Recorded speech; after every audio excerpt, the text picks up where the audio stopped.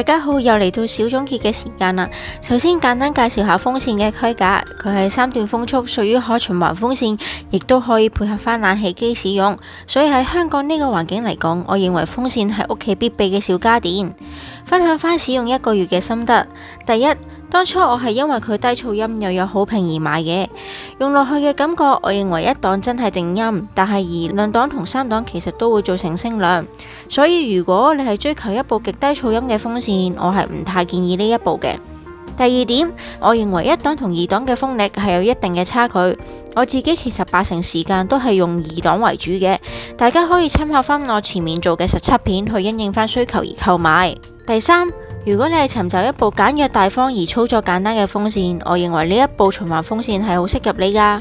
多謝大家收睇循環風扇嘅實測片。如果大家都覺得我呢段片係有用嘅話，記得 subscribe 同 like 我呢個 channel 啦。我哋下次再見啦，拜拜。